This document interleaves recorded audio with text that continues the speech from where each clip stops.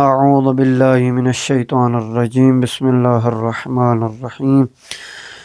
رب اشرح لی صدری ویسر لی امری واحلل عقدۃ من لسانی یفقہوا قولی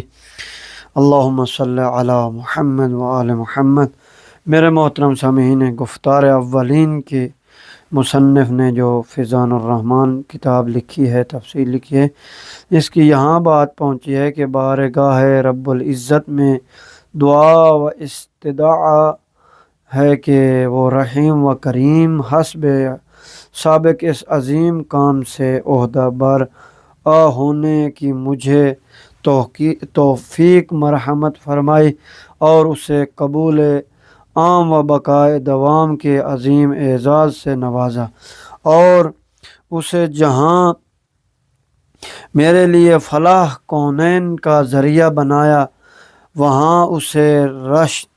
رشد و ہدایت کا وہ ابدی سرچشمہ بنایا کہ جس سے تمام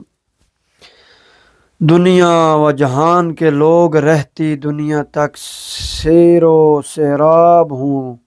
اور فیض پاتے رہیں۔ آمین یا رب العالمین بجاہ النبی و آلہ الطیبین الطاہرین علیہم السلام۔ یہاں مصنف کا یعنی گفتار اولین ختم ہوا۔ اب مصنف ایضاح یعنی واضح کرنا چاہتا ہے، روشنی ڈالنا چاہتے ہیں کہ قرآن مجید چونکہ علوم و فنون اور معارف و حقائق کا وہ سمندر ہے جس کا کوئی کنارہ نہیں ہے، اور مختلف اسرار و رموز اور دقائق کا وہ دریا ہے جس کا کوئی ساحل نہیں ہے، اس لیے کہ قدیم الایام سے اب تک برابر ہر مفسر نے اپنے علم و ذوق و شوق کے مطابق اس بحر ناپیدا کنار میں شناوری کر کے اس سے ابدار موتی و مونگے برآمد کیے ہیں۔ یہی وجہ ہے کہ بعض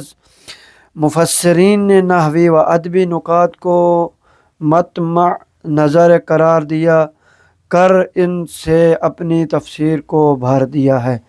جیسے علامہ طبرسی اور فاضل زمخشری۔ کسی کے ہاں علم کلام و جدال کی بھرمار ہے، جیسے علامہ فخر الدین رازی اور فاضل ابو الفتوح۔ کسی نے قصص و حکایات اور تاریخی واقعات پر زیادہ